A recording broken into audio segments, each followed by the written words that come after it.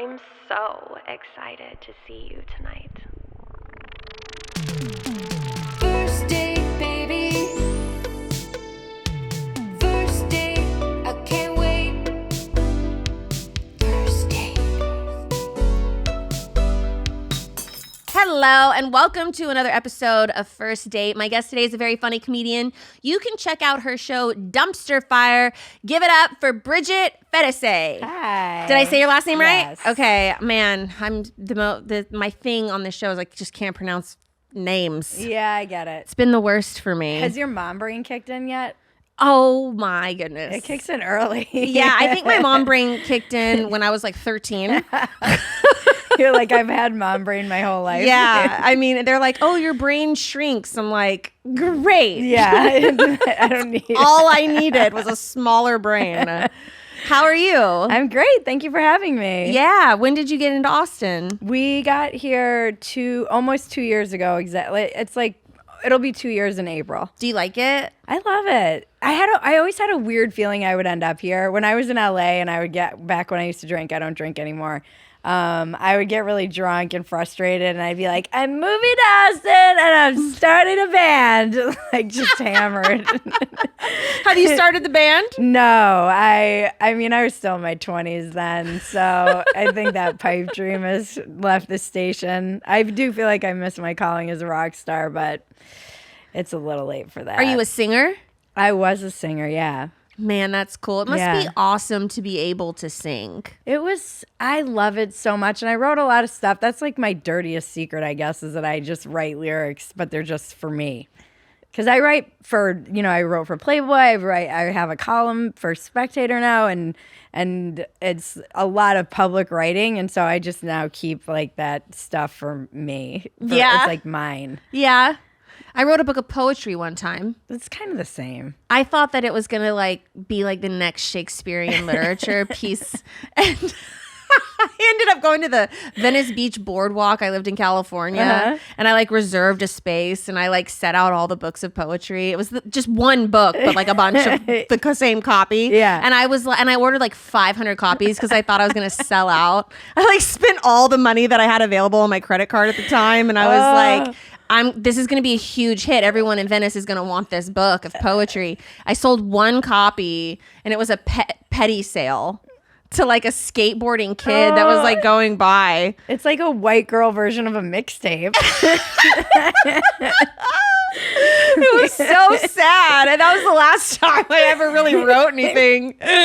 We have a lot more in common than I realized already, because I started my company Phetasy, which was the name of my company, and then it was right around the time of social media, so I kind of took that as my last name because I was sketched out by social media and also just for branding purposes. And then I started a greeting card company, printed all these greeting cards and all these T-shirts, and I was like, this is going to be it. No business plan. I was 27 years old. No, nothing. Just went balls in, put it all on my credit card, went bankrupt. By the had to declare bankruptcy. But I would walk up and down the beach. So I printed all this stuff, started my website.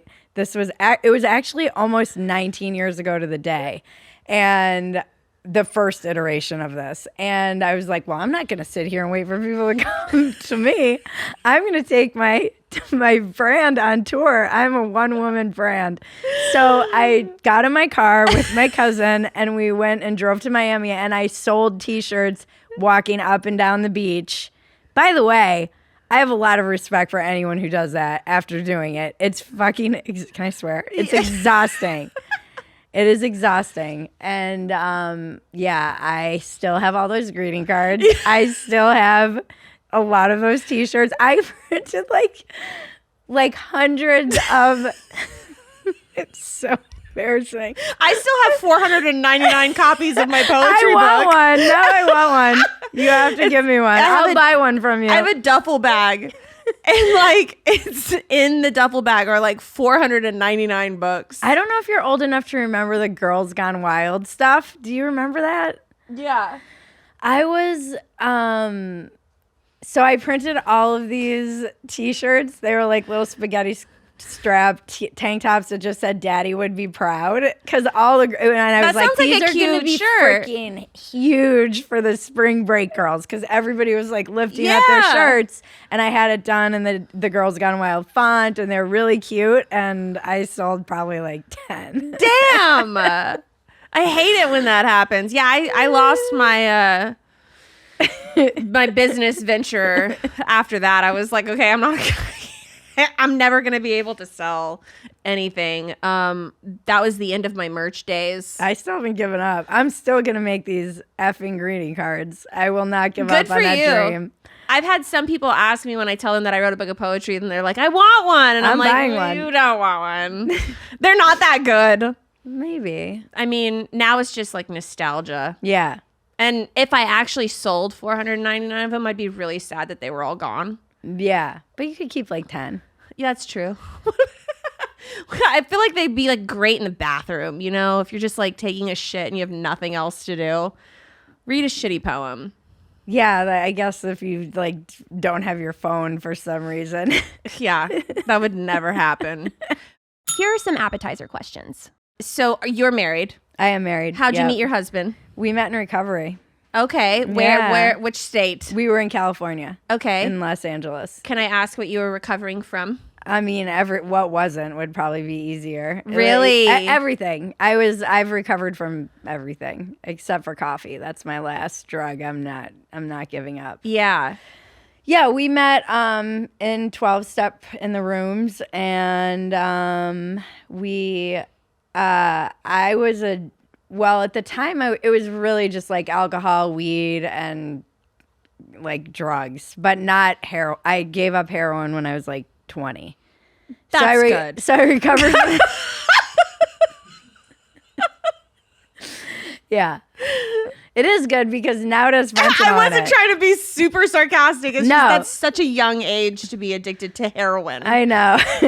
But you used to be able to do it for a long time, and like I've been joking on stage. I'm like, you could do drugs for decades and hardly anyone would die. And now with fentanyl, it's like I'd be dead. Yeah. Yeah. So not as long of a shelf life as a drug addict. Yeah. as you Now used it's to. like Russian roulette. You know, it's Even like Coke. Yeah. You have no idea. No, I joke about this too, even though it's dark. I'm like, you'll go to a bachelor party and Jim will die, you know? And like, Sure, yeah.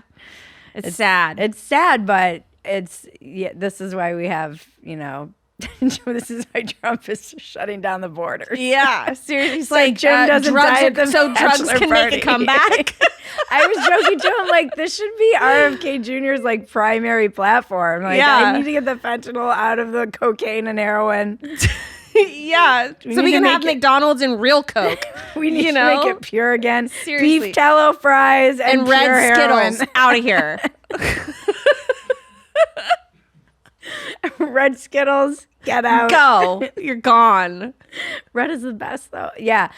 So I kind of told myself I didn't have a problem because I was like, well, it was clearly the heroin. That was the problem. I mean, that is the hardest drug.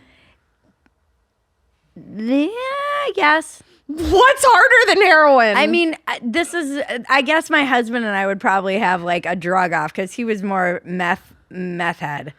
So, and I by standards of junkie pride standards, I was not an intravenous drug user. So I was like a pussy heroin addict. And so it's funny to me that even at rock bottom, like people compete to be the best. Isn't that what weird? attracted you to a meth head at the time? I mean, You're like, oh, he's trying to be better. no, he was, and I don't think he was recovering from meth at that time. He's a lot like me. Like it was like we both had drugs in the younger days, and then realized we kind of had to quit everything. So, like I'm Irish Catholic, and so alcoholism, I didn't know that was like a real thing. It was just the way everyone was. Yeah. You know, it wasn't like I moved to California. I was like, oh, you guys all drink like pussies out here on the West Coast. They're like, you have a And problem. they're like, you have a problem, yeah. But I eventually, I mean, I did because I was in recovery so young, I was like, never going back there again. And then I did everything in my power to avoid I was like, I'm going to be a yoga instructor. I'm going to go do like, Which is the widest way to give up. oh yeah. I mean, if who among us hasn't Anytime become I meet a yoga instructor, I'm just like, okay, yeah, what have you been through? a lot. Usually That's like a lot hardcore sign of some crazy trauma. of trauma. So true. Yeah. So you guys both. So did you ever relapse? No, I mean, not in this sobriety. So, That's awesome. Yeah, I feel like been- that's way more rare. When was it? 11 years in October. Congratulations. It was. Yes, thank you. I That's don't know. awesome. It's good. It's crazy that I haven't had like a hangover in that long or smoked weed or anything, because I think weed was my true love Yeah. of all of them, all of the drugs. Wild. Yeah. Have you been with your husband ever since you met him in No. rehab? We weren't in rehab. We were just in the rooms, like, of recovery. So it wasn't like we were in recovery. I say that meaning like in 12-step programs. I is don't. where I we guess met. I don't know. Rehab is like a place, and 12-step programs just occur at many places. Oh, okay. So we met in one of in a meeting, like a 12-step meeting. Okay. And how long ago was that? That was, well, the first time we got together, he was pretty new into recovery, and I don't even know if he's like 90 days. So that's a big no-no in 12-step. It's I can imagine. But it usually goes the other way, where the man is the predator, but in this instance, it was me. And we kind of it was like fire right away. We just hit it off, and I was worried that it would end badly, as these things normally do when someone's new. I took a year of like no dating, almost a year, when I got sober. And so I wanted him to have that same time to like be with himself and be uncomfortable. And you can kind of make another person your higher power if you get together in early sobriety. So we were together like 5 months and then broke up, and then we got back together like 15 months later. I was like, let's get coffee. I wanted to start going back to the meeting that I had kind of abandoned so that he could have it. And we got coffee, and he like put himself through a montage in this time, by the way. Went back to school, started working out, grew a beard. I was like, it was truly like a transformation. I'm like, you did need that time.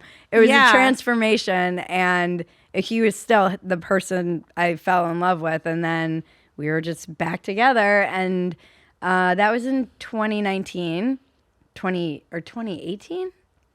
We just celebrated our 4-year anniversary and 5 years being back together. So, or maybe longer than that. So we ended up getting married, and then COVID hit. So right after we got back together, shortly thereafter, we were pretty much locked down together, and it was a good way to see if that was like, can we do this? And then he proposed in like the winter of 2019, and then we got married in November of 2020. We're going to get into some main course questions now. How did he propose? Oh, it was I was like, I do not want anything. I want it to be, if you ever propose, I don't want it to be anything fancy. I want it to be when we're doing something that we do every day and we love doing. And he gets me coffee every morning. Takes you back to the 12-step program. Yeah. gets on and gets down on one knee. Yeah, he makes me coffee every morning and brings it to me. So I rolled over and he had a ring and coffee and Wow. Yeah, it was very much like that's our time together. Well, it was before I had a child, and that was our time together. And so it was very romantic to me. It was like ours. Well, he did it in a way that he knew was really for you. Yeah. That's cool. Yeah, it was nice. And It's very sweet. so how did you guys start dating? What would you guys do for fun on dates? I mean, we were locked down. We were dating a little. Oh, that's true, because most of it was yeah, COVID. so a lot of it was. So we would go on walks. When it wasn't COVID, we went out to dinner in Malibu. That was kind of our first real date back. And then we would, I don't know, I'm tough because I'm always working. So when we would go on dates, I felt like it was a lot of just like going on walks, going to the beach, going to a 12-step meeting, even super hot. And yeah, going out to dinner. We went to some like really nice dinners. I would love food. I'm like like Same. yeah, good food and foodie stuff. We would go to, I don't know, and then we were all locked down. Your hair is so much more than what you see when you look in the mirror. From stress and nutrition to hormones to lifestyle, so many internal factors affect what you see on the outside. With Nutrafol's science-backed whole body approach, nourish growth from within and achieve your best hair yet. Nutrafol is the #1 dermatologist-recommended hair growth supplement brand, trusted by over 1.5 million people. See thicker, stronger, faster-growing hair with less shedding in just 3 to 6 months with Nutrafol.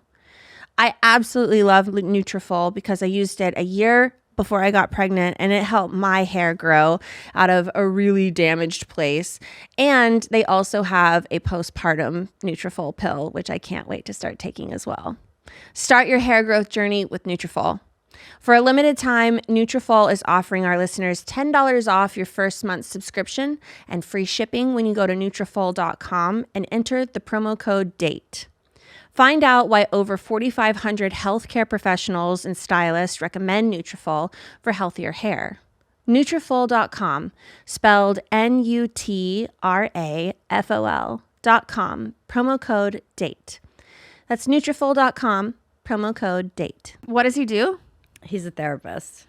Oh my God, like what kind of a therapist? Marriage and family. I feel like that, is it hard to be with someone who thinks that they know how to coach someone through marriage? And He's good about about compartmentalizing. oh, good. So he's an excellent communicator, which is great for our marriage. And I feel like we have it's very easy to have those conversations because he has training in having those conversations. Right. But any hard ones, he's like an excellent communicator, which I feel like in the past has not been always the case. But he doesn't like therapize me. Even if I push him to try and therapize me, he's like, we're not doing this, Bridget. Like I'm not gonna, I'll be like, why do you think I do it? It's like, I would be doing the same thing. It's like if I was with a chiropractor, I'd be like, can I get an adjustment like every day? Yeah. I would always try to take advantage of what my husband did. My boyfriend owns a barbecue restaurant. So I would be eating usually his barbecue every day, but I don't really like barbecue. That's good. So I just take all my friends there. I'm like, anyone that wants to go, I'm like, have a hookup. Yeah. You're like, I know people. Yeah. If you want some barbecue, LMK. Yeah. So he's good about that because that could be annoying. Yeah. That's great. That's why I was like, whoa. So what's your dating history like? I mean, do you have like 7 hours? It's not great. Bad dates? Not bad dates. I was just a wild slut. I was just like, I really was. I don't know. There's no real way to couch that. So when you were making music, what kind of music was it? I was not really making music. I was just always singing. I was trying to be a writer and then got dared to do stand-up comedy and then started doing that. And I always wanted to be like sell a show. So I've written like lots of scripts and stuff like that. And then I stumbled into the culture wars and now I'm fucked. I feel like music, like the kind of music that you like, is sort of a reflection on the kinds of people that you date, right? Like if you really like country music, you're probably looking for like kind of a cowboy. Right. If you like rock music, you're probably looking for like a metal head. God, we were so lied to. What kind of music were you into? I was just thinking when I said that, I was thinking about Reality Bites, that movie. I haven't seen it. Oh, see, this is the age gap coming. It's it was a movie it was like very much the Gen X movie of our time. And it was with Winona Ryder and oh my gosh, what's his name? Who's the guy? Ethan Hawke. Ethan Hawke, thank you. Ethan Hawke was this rock star, and Ben Stiller was in it. And Ben Stiller was like the good, stable guy. And Winona looked gorgeous. They were like 25 or 26, and they're like, life is over.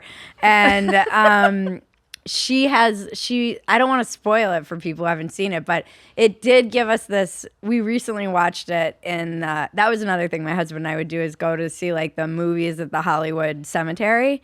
When we were in LA, and they had Reality Bites as one, and I hadn't seen it in a long time, and you could hear everybody in the audience like groaning when they're like, "We're 25, life is over, like all of our dreams, it's too late." And you're like, "You're so young still," but he was like this very emotionally unavailable, messed up rock star. And in the end, he kind of comes around and it's like, they never come back. Like, they're not. Why did they tell us this? These guys never come back. And I just dated all of those, that was my thing. I loved emotionally and actually unavailable men. Actually unavailable. Yeah, it was not great. And my therapist was like, "Well, it's because you're actually unavailable. Like I'm the one who." She really had me look at it. It's not just that you have are this girl with daddy issues who doesn't have self-esteem, which was true, but also I was so busy and focused on trying to do my own thing that there was a part of me that was not available in the way you need to be in a like healthy, committed relationship. Yeah. That's usually step one of therapy is that all therapists do. It's like their move where they're like, tell me what's going on. And then you're like, all of these people are fucked up. And then they're like, and then they just all of a sudden just turn the finger right back at you. And I'm like, I quit. Yeah. I don't want to deal with this anymore. Thank you. I understand what's wrong. I'm not open to fixing myself. Yeah, exactly. Oh, I'm the problem? Cool. That was what happened getting sober, too. I thought it was drugs and alcohol. And then I took that away and I was like, oh, I'm fucking crazy. Like, this is so unfair. I thought it was the drugs and alcohol, but it's actually me. That was disappointing. So, yeah, I was like a commitment phobe. You know? I always dated the fun guy. Yeah, I dated a lot of fun guys. If you were fun, like the more fun you are, the more I was like into you. I dated a lot of like alpha male assholes. Yeah. Kind of that type. Yeah. And I dated, like Australians, rock stars, anyone who is kind of like unavailable and dysfunctional. Yeah. The older I get though, the more the fun turns into doing absolutely nothing.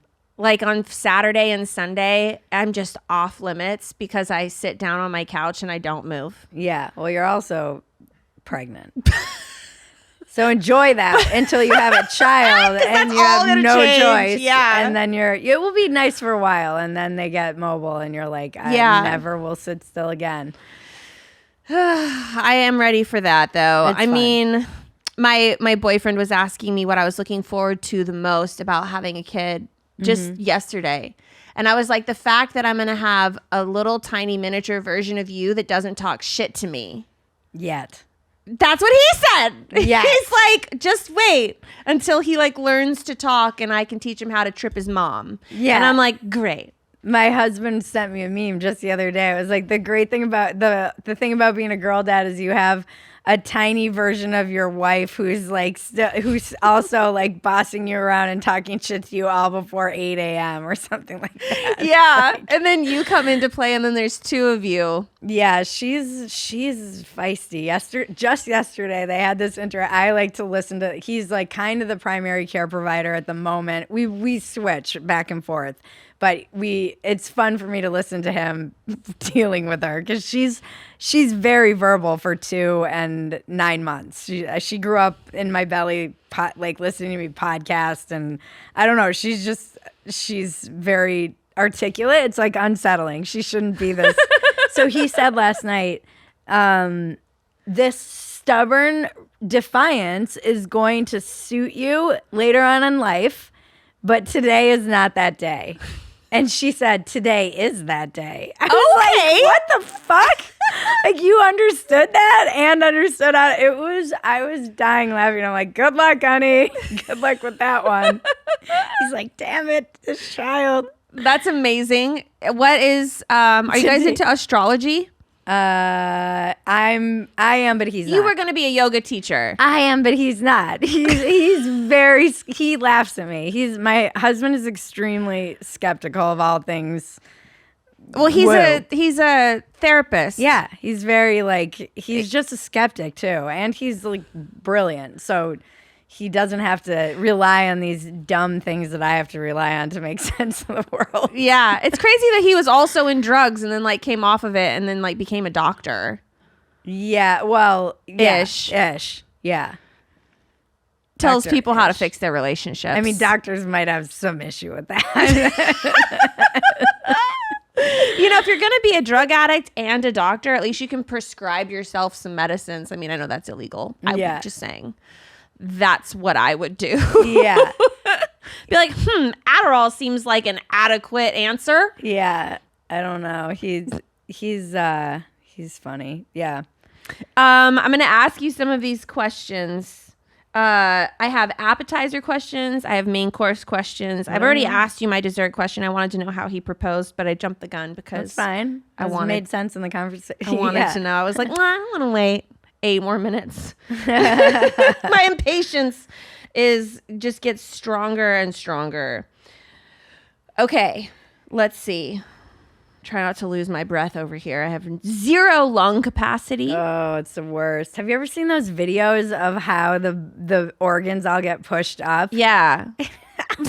I was like, honey, do you want to see? He's like, do not show me that. I was like, he's like, I don't want to see any of this shit. Also, my boobs just get pushed up. They're just, it's not cute.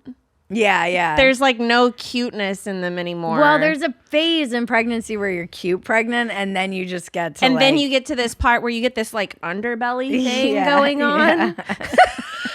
Isn't the weirdest part of pregnancy when you suddenly can't see your vagina one day? Yeah. That fucked me up so much. I remember the day so well. I looked down in the shower and I was like, you can't see it. I have a hand mirror. And so anytime I shave, I still come out and it just looks like a Chinese crusted. It's just some 4 pieces of straggly hair, just somewhere on there. And I try so hard to fit. I'm sorry for the visual, but it's so bad. It's the worst. Yeah, I can't bend over and shave my legs. No.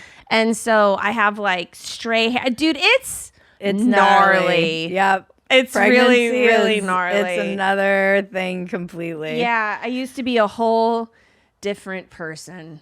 And you're never going to be the same. Thank you. No, I mean... I was tan. I know. I had a waistline. Oh, girl. It was there. Hey, at least you're not going right from pregnancy to menopause. The other day I was driving down to do a set, being like, what am I doing with my life? I'm too old to be doing this. And then I see the Austin Marathon banner. Fuck that. And for the first time in my whole life, I was like, I should do a marathon. And I was like, oh my God, I just hit menopause. In this moment, I think when my doctor's like, when did you first feel like you had a hot flash? And I'll be like, no, I thought about doing a marathon for real. I feel like that's the only time I see women who are like, let's do marathons. You're like, oh, you're perimenopausal. You. Fuck. Even when I got sober, I didn't consider it, which is often a thing that people do when they get sober, is like marathons. Yeah, they like go to the other extreme. They go from like being complete degenerates to like wanting to believe in God and run 5 miles or 15 miles. Marathons are usually like insane. Yeah. Yeah, no, I don't. Thinking about even just running right now makes me want to like vomit. I'm just like, ugh. Yeah, but shaving and showering is. Long story short, just be glad you're not going from Pregnancy like I was to- a real true geriatric. You're like a geriatric light. I mean, I'm on the close end. No, I'm 37. girl, 43 when I had my child. That's pretty good. That gives me that's- hope. But even my doctor was like, "Oh, I have 45 and 46-year-olds," and people ask me in seriousness if I'm gonna have more, and I'm 46 years old now. Are you gonna have more? No. If it had happened naturally, maybe by now, but no. Yeah. I mean, that's ridiculous. I'm sorry. There's a lady that goes to my gym that's in her like mid 40s, and she just did IVF. This shit's crazy, man. I was like, It's dang. so having kids is a young person's game. It's like yeah. it is exhausting. My husband and I look at each other, we're like, wow, and I will say you don't get the benefit of having your parents to be young and spry Yeah. to help you out with the kids. Like people will be like, oh, his parents moved there. My husband's parents moved here. And they're like, are they helping? I'm like, they're also very elderly. Like we're old. I'm glad that I'm hitting the time where fentanyl is leaving cocaine. Hopefully it'll be out you by the time imagine? our kids are partying together. Yeah, it'd be the worst, dude. Yeah. I try not to think too much into how I'm gonna deal with the energy level because my energy levels You'll be are very fine. low. Right now they are. They come back. That's good to know. Mine came back. It's I was actually like, very positive reinforcement. I'm never gonna have energy again. But you are building a literal human. I And guess then, that's why I feel like I'm just sucked dry. and all the breastfeeding time. is exhausting if you do that. She stopped breastfeeding at 2.5. My child. Why do I come here? Because I will be here for you. I've got you. No, but it's all good. Like here's the thing. When there's nothing like it. You can't know what you don't know. Like if you had asked me if I had wanted kids, I would have said probably not. And now I wish I had had them younger so I could have 5. Like it is something, your heart bursts open in a way that you can only experience. You can't understand it until you experience it. I do wish that I would have started a little younger though. But I didn't want just kids. I wanted like a family, a husband. I wanted True. the whole. Yeah, same. So it is like we are where we are for a reason. You Yeah. know? It is what it is. But I would strongly encourage people who there's just a whole like antinatalist vibe in the world where it's like I don't want kids. Like that I'm like, you guys don't know. It's a lot of work. Yes. It's exhausting. Yes. It is so worth every part of it. Yeah. Well, luckily Nyana wants to be a babysitter, so.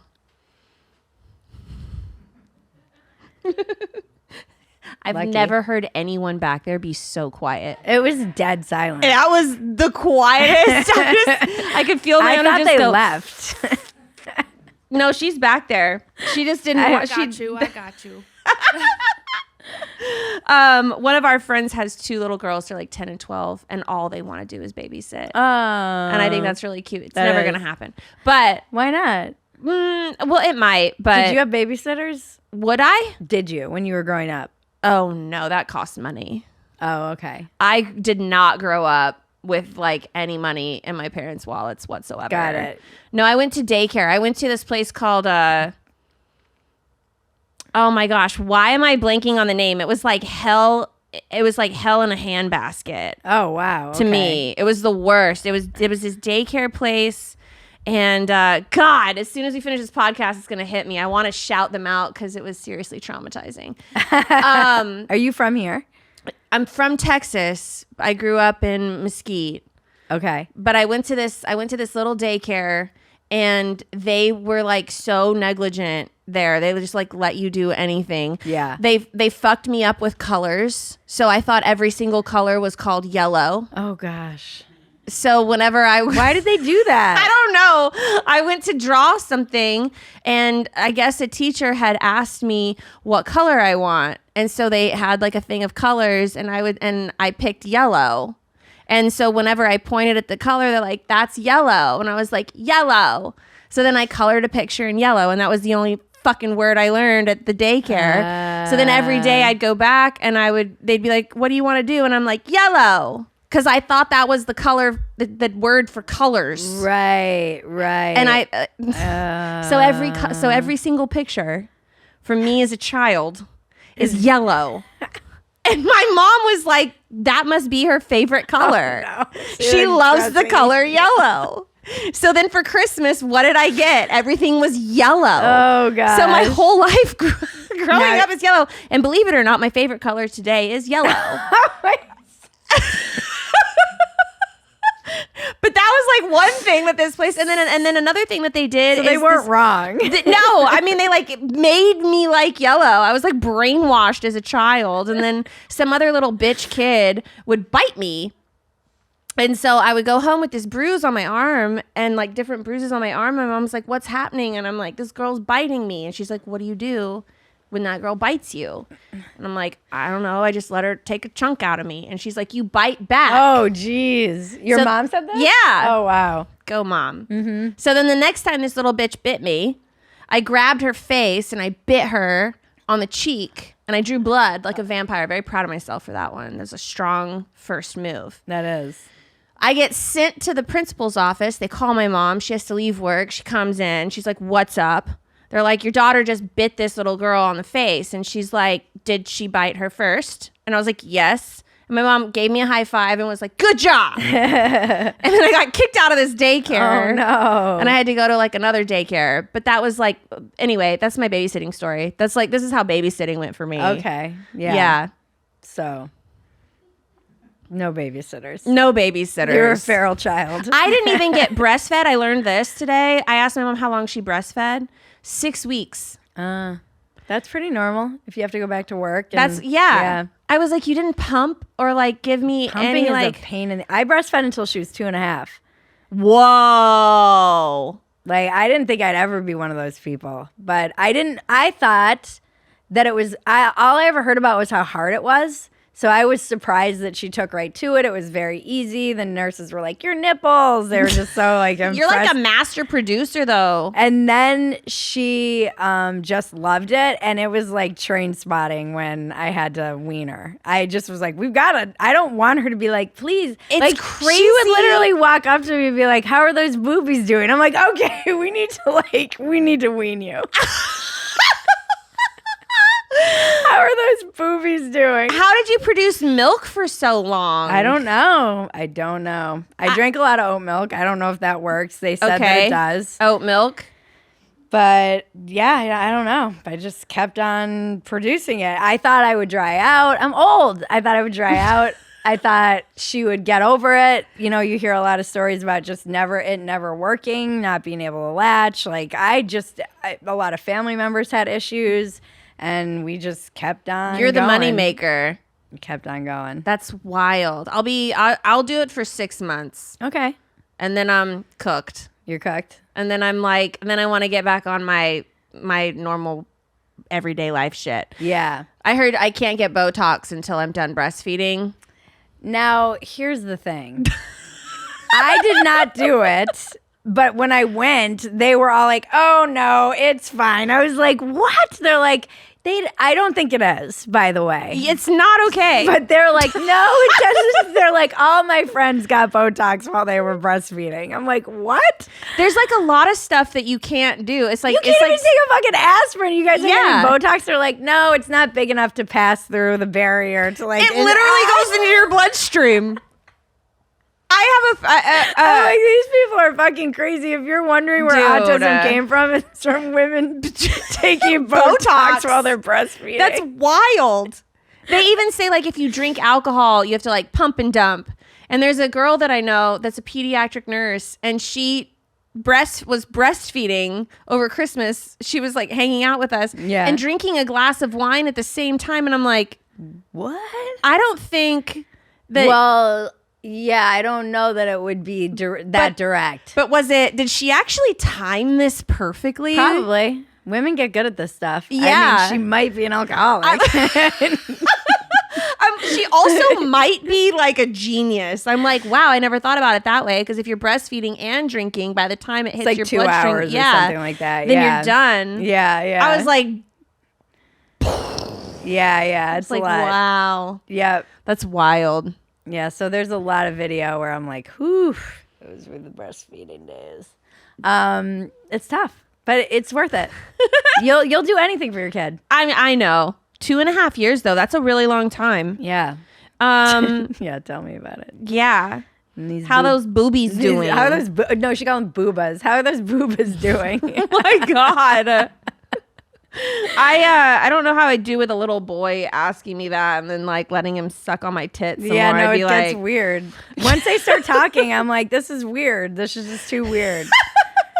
But I guess it's good for them. So yeah, it is good for them. Yeah, because I asked my mom what she did after 6 weeks, and she's like, I don't really remember, but I think I just gave you that or baby food. Like before, I know. Yeah, you're not supposed to have food at 6 weeks. Not 6 weeks old. No, she probably did formula and just doesn't remember. You don't remember anything. You don't. You just don't. It's so you'll have other kids, because if you remembered everything, you'd be like, no way. It's like weird. You'll look at it when you're in it. You're like, oh, this 7-month moment is, and then you see other people with their kids, and you're like, how old are they? When do they get their teeth again? When do they start eating? Like, that's you crazy. Won't remember it, even though you went through it. It's wild. Well, because you're sleep deprived, right? So it kind of just goes by you like a blur a little bit. Yeah, and you're just in it. They change so fast in that first year. It's crazy. Just as they're like coming online, you're like, this is like watching AI become sentient. It's wild. Yeah, that's pretty nuts, dude. My mom gave me all kinds of little horror stories. She's like, one time you also fell off the changing table. And I'm like, how did I survive? I don't know. I mean, we have so much more. My sister actually, and I'm the oldest of 5, and my sister, we're 7 years apart, me and the youngest. So we're all very close, and also just close in real life. And my sister in the group family chat was like, does anyone want this? And it was this bassinet we all had. And my other sister was like, that would be considered like a death trap now. Like, we all had this, but she's like, this would be considered, it has like, we all had like bumpers and pillows, and now it's just like child swaddled in the middle of a crib. Nothing. Yeah. We were all in our bellies. Like, yeah.